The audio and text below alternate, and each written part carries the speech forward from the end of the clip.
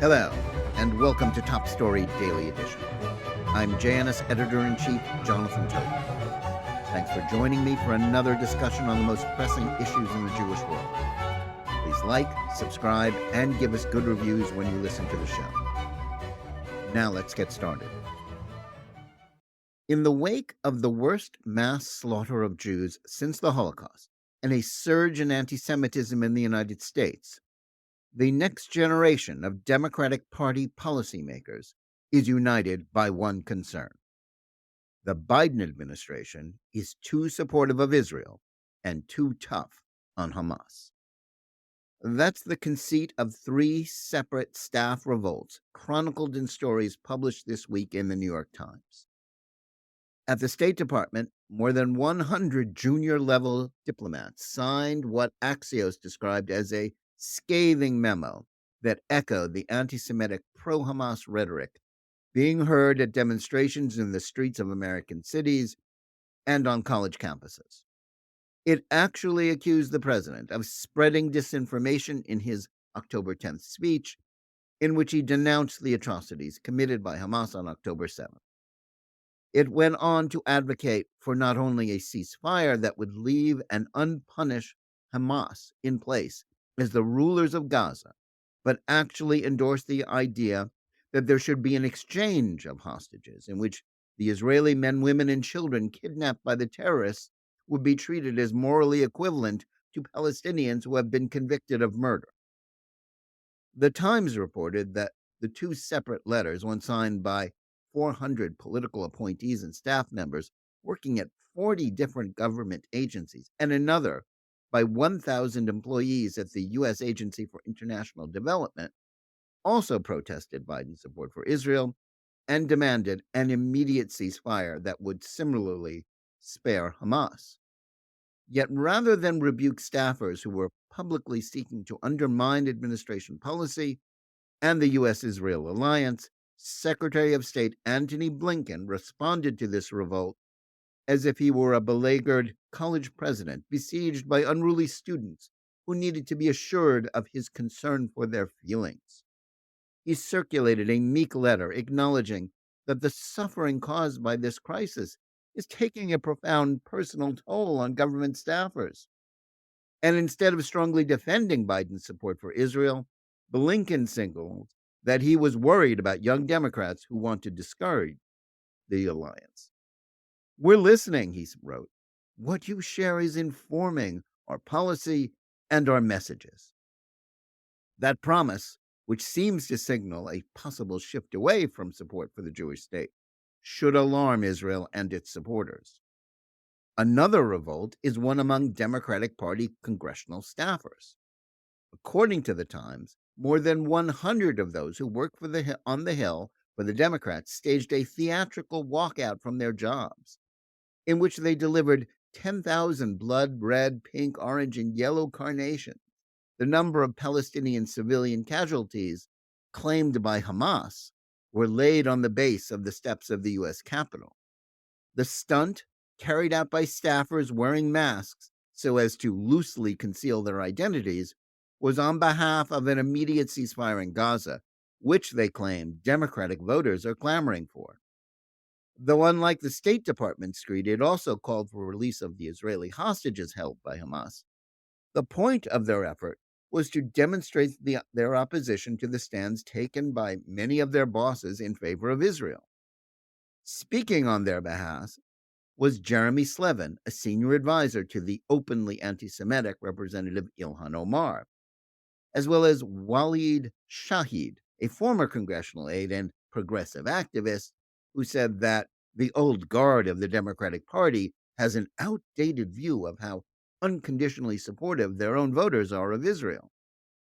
Also chiming in against pro-Israel Democrats was a group of 500 former staff members of the 2020 Biden presidential campaign, who warned the man they helped elect that his backing for the Jewish state's efforts to defeat Hamas means your legacy will be complicity in the face of genocide.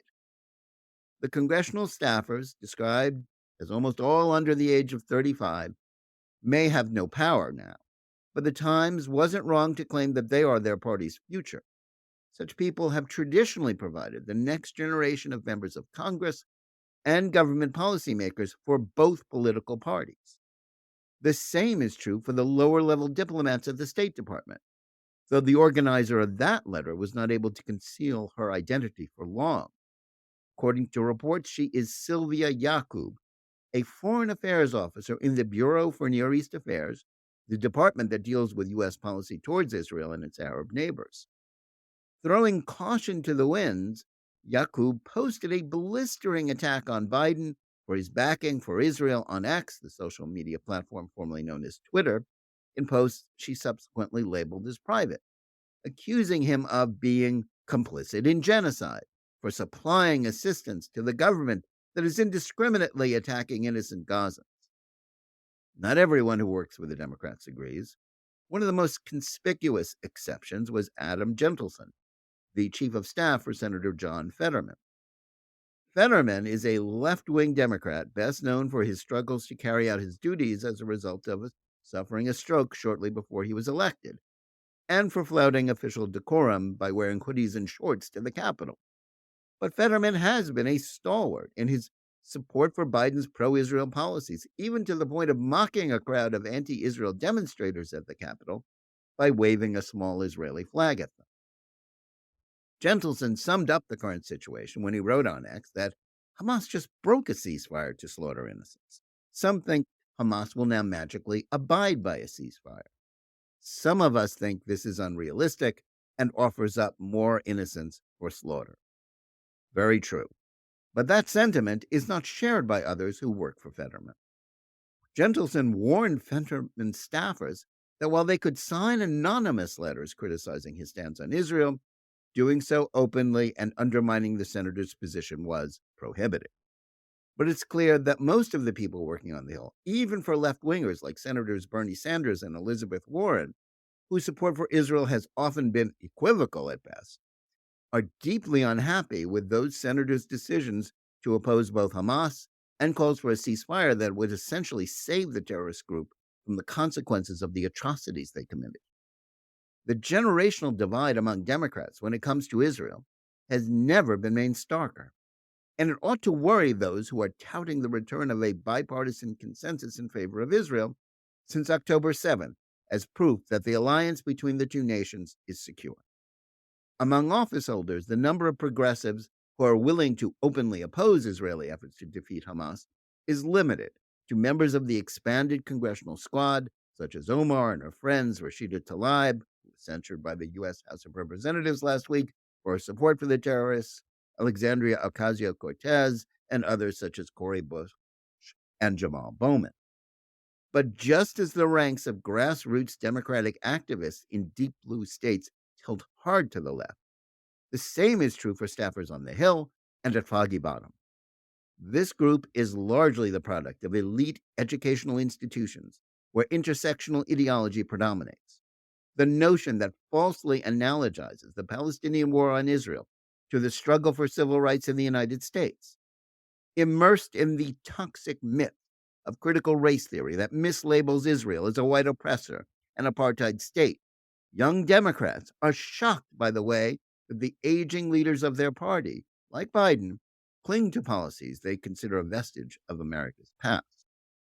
So it comes as little surprise that following the lead of woke academics who spew anti-Semitic rhetoric, they are aligning themselves with a viewpoint that sides with Hamas terrorists against the Jewish state.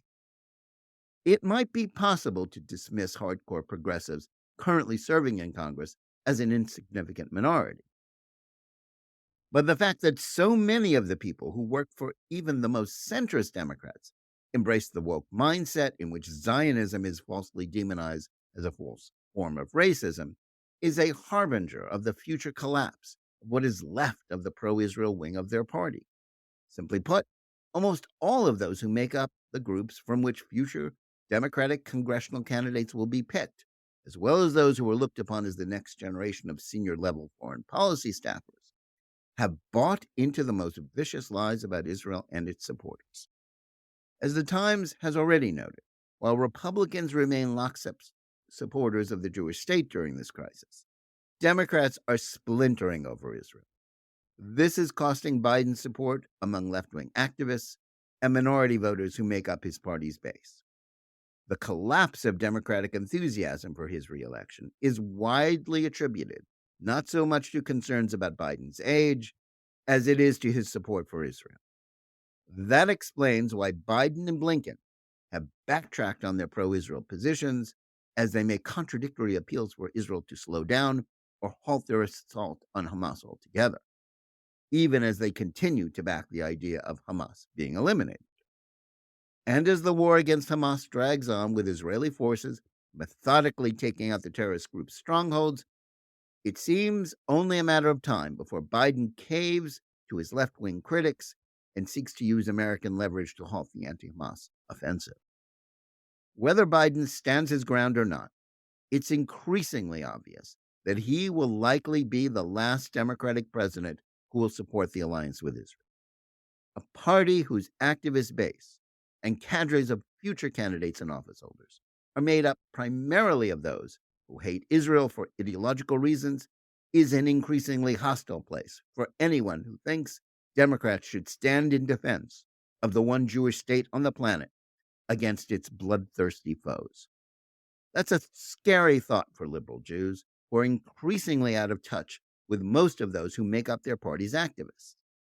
They may have thought they could remain in sync with the Democratic base by endorsing the anti-Semitic Black Lives Matter movement and the woke catechism of diversity, equity, and inclusion that in practice grants a permission slip to Jew hatred. But the events of the last month have demonstrated how wrong they were about that.